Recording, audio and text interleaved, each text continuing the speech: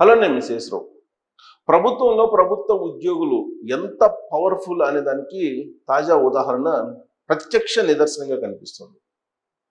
ఉద్యోగులకు ఉన్నటువంటి పాత బకాయిల్లో 6,200 కోట్ల రూపాయలు విడుదల చేస్తూ ఆంధ్రప్రదేశ్ ముఖ్యమంత్రి చంద్రబాబు నాయుడు గారు కీలకమైనటువంటి సంచలనమైనటువంటి నిర్ణయం తీసుకున్నారు.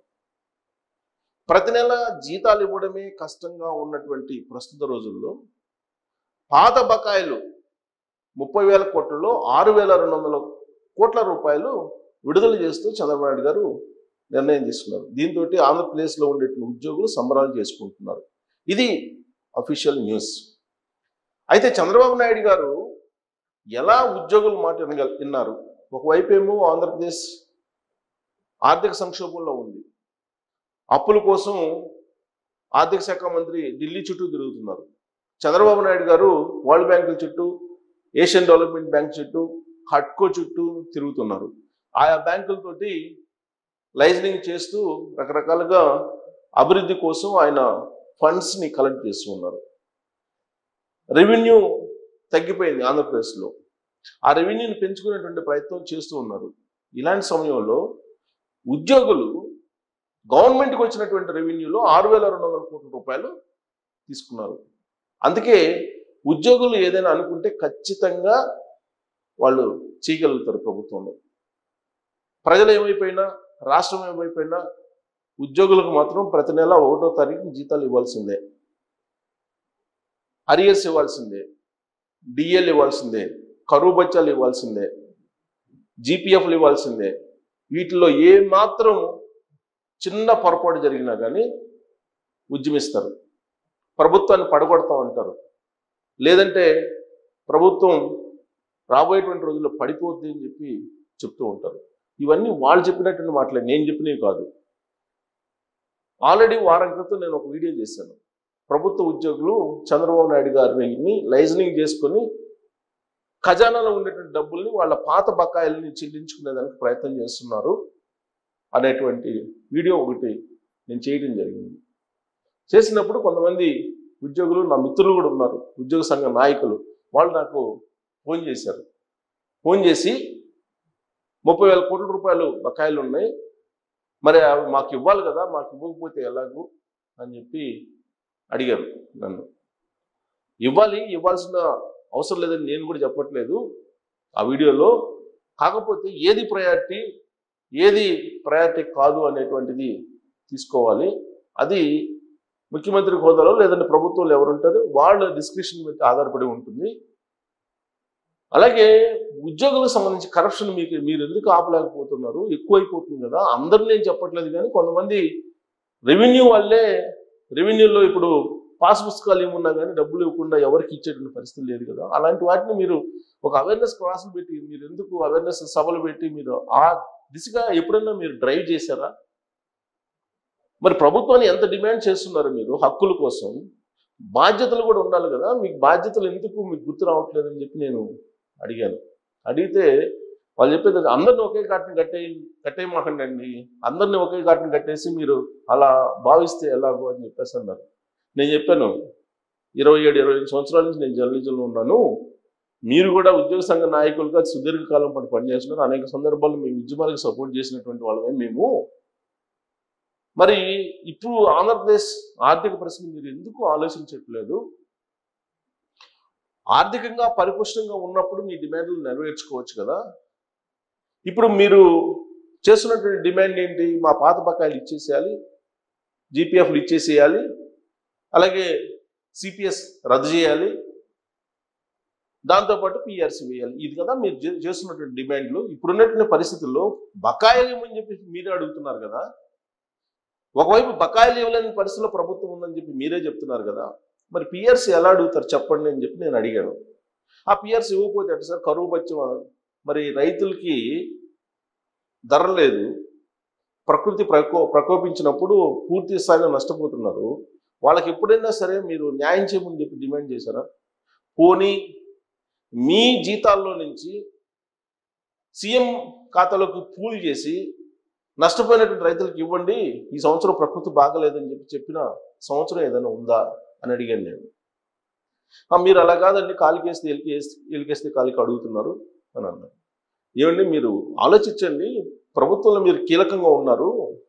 ప్రభుత్వం అంటే అదేదో పాలకులు కాదు, వాళ్ళు 5 సంవత్సరాలు వస్తుంటారు పోతుంటారు, తర్వాత వాళ్ళు మళ్ళీ ప్రజాక్షేత్రంలోకి వెళ్ళి వాళ్ళు మళ్ళీ ప్రజల ఆశీస్సులు పొంది గెలుచుకుంటేనే వాళ్ళు నిలబడతారు. బట్ మీరు పదిలం కదా, మీరు పర్మనెంట్ కదా. మీరు గతంలో 2019 నుంచి 2024 వరకు 1వ తారీఖు జీతాలు ఇవ్వండి మాకు సరిపోతుందని చెప్పి మీరే కదా పోయి ముఖ్యమంత్రి గారిని కలిసి రిక్వెస్ట్ చేయడానికి ప్రయత్నం చేస్తే కనీసం అపాయింట్మెంట్ కూడా తీసుకోలేకపోయారు కదా మీరు. మరి ఇప్పుడు 1వ తారీఖు జీతాలు ఇస్తున్నారు, 1వ తారీఖు జీతాలు ఇచ్చేటప్పటికి మీరు మళ్ళీ పాత బకాయిలు అడుగుతున్నారు. గతంలోనేమో మాకు 1వ తారీఖు జీతాలు ఇస్తే సరిపోతుందని చెప్పేసి మీరు గవర్నర్ దాకా వెళ్ళి గవర్నర్ దగ్గర కంప్లైంట్ చేసి మీరు మాకు 1వ తారీఖు జీతాలు ఇప్పిండి చాలు, ఇంకేం అవసరం లేదని చెప్పి మీరే ప్రాధాయపడ్డారు కదా. ఇప్పుడు 1వ తారీఖు జీతాలు ఇస్తున్నారు, రకరకాల ఇబ్బందులు పడుతూ. ఎన్ని ఇబ్బందులు ఉన్నాయో మాకన్నా కూడా మీకే తెలుసు కదా. మరి ఇప్పుడు మళ్ళీ బకాయిలు అని చెప్పేసి డిమాండ్ చేసి ప్రభుత్వాన్ని పడగొడతాం, ప్రభుత్వాన్ని వ్యతిరేకం చేస్తామని చెప్పి మీరే చెప్పి రీసెంట్గా జరిగినటువంటి ఎమ్మెల్సీ ఎన్నికలు తర్వాత ఒక అతను నాకు ఒక మెసేజ్ పెట్టారు. మాకు గనక సపోర్ట్ చేయకుండా ఉంటే చంద్రబాబు నాయుడు గారు ఆల్రెడీ తెనాలిలో మాజీ ఎమ్మెల్యే సంబంధించినటువంటి వాళ్ళ కుటుంబీకుల వివాహం జరిగింది. ఆ సందర్భంగా జగన్మోహన్ రెడ్డి గారు వచ్చారు, హాజరైనప్పుడు ఏ విధంగా రెస్పాన్స్ వచ్చిందో గమనించారు కదా. ప్రభుత్వ ఉద్యోగులకి వ్యతిరేకత చేసుకున్నారు చంద్రబాబు నాయుడు గారు, అందుకే అలాంటి రెస్పాన్స్ వచ్చిందని చెప్పి నాకు మెసేజ్ రూపంలో మెసేజ్ పెడుతున్నారు ఒక ఆయన. అక్కడెక్కడో తెనాలిలో మాజీ ఎమ్మెల్యే వాళ్ళ అబ్బాయికో అమ్మాయికో పెళ్లి చేశారు. దానికి జగన్మోహన్ రెడ్డి గారు అటెండ్ అయ్యారు. అక్కడికి వచ్చినటువంటి పెళ్లి ఎవరిది? వైఎస్ఆర్ కాంగ్రెస్ పార్టీకి సంబంధించినటువంటి మాజీ ఎమ్మెల్యేది అబ్బాయో అమ్మాయో. వాళ్ళు ఇంకో పక్క ఏమో తెలుగుదేశం పార్టీకి సంబంధించినటువంటి అబ్బాయి కానీ అమ్మాయి కానీ. సో అంటే 2 పార్టీలకు సంబంధించినటువంటి వాళ్ళ పెళ్లి అది. అక్కడికి వచ్చినటువంటి సందర్భంగా జగన్మోహన్ రెడ్డి గారు అక్కడ ఉండేటువంటి వాళ్ళు ఈయన చూసేందుకో లేదంటే ఈయన అభివాదం చేసేందుకో బాగా ఉత్సాహం చూపించారు. ఆ వీడియోని కట్ చేసి పెట్టి, ఇదిగోండి చూడండి జగన్మోహన్ రెడ్డి గారు మళ్ళీ ప్రభుత్వం మళ్ళీ అధికారంలోకి రావాలని కోరుకుంటున్నారు ఎంప్లాయీస్, ఇది ఒక ఉదాహరణ. చంద్రబాబు నాయుడు గారికి ఇంకా బకాయిలు ఇవ్వకపోయినా, సిపిఎస్ రద్దు చేయకపోయినా, లేదంటే పిఆర్సీ వేయకపోయినా మేమంతా మళ్ళీ జగన్మోహన్ రెడ్డి గారిని గెలిపించుకుంటాం అనే యాంగిల్లో ఆ వీడియో పెట్టి మెసేజ్ పెట్టారు. అంటే ఏ స్థాయిలో ప్రభుత్వాల్ని కొంతమంది ఉద్యోగ నేతలు బ్లాక్మెయిల్ చేస్తున్నారో మనం అర్థం చేసుకోవచ్చు. ఇప్పుడున్నటువంటి పరిస్థితుల్లో 1వ తారీఖు జీతాలు ఇస్తున్నారని చెప్పి సంతృప్తి చెందకుండా కరువు బచ్చాలు, డిఏలు పెంచాలి, లేదంటే పిఆర్సీ వేయాలి, ఇలాంటివన్నీ డిమాండ్లు చేస్తూ ఉన్నారు. సరే ఎట్టకేలకు పాత బకాయిల్లో 6,200 కోట్ల రూపాయలు మాత్రం రాబట్టగలిగారు చంద్రబాబు నాయుడు గారి దగ్గర నుంచి. చంద్రబాబు నాయుడు గారిని ఎలా డీల్ చేస్తే లాభం చేకూరుతుంది, లబ్ధి చేకూరుతుంది అనేది ఎంప్లాయీస్కి బాగా తెలుసు. కారణం ఏంటంటే దాదాపు 45 సంవత్సరాల నుంచి రాజకీయాల్లో ఉన్నారు. ఉమ్మడి ఆంధ్రప్రదేశ్కి 2 సార్లు ముఖ్యమంత్రి, విడిపోయిన ఆంధ్రప్రదేశ్కి 2వ ముఖ్యమంత్రి. కాబట్టి ఆయన ఏ విధంగా ఆయన డీల్ చేస్తే తాము అనుకున్నటువంటి ఈ తాయిలాలు కానీ లేదంటే తాము అనుకున్న కోరికలు కానీ నెరవేరు అనేది బాగా తెలుసు ప్రభుత్వ ఉద్యోగ నేతలకి కొంతమందికి.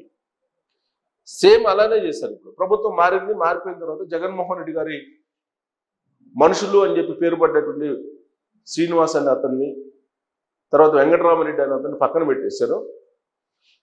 చంద్రబాబు నాయుడు గారికి కొంత అనుకూలంగా ఉండేటువంటి వాళ్ళని ముందు పెట్టేసి ప్రభుత్వ ఉద్యోగులు తమ కోరికలను నెరవేర్చుకునే దానికి అంకురార్పణ చేశారు. మరి ఇంతటితోటి కాముకుంటారా అని అంటే ఉండరు.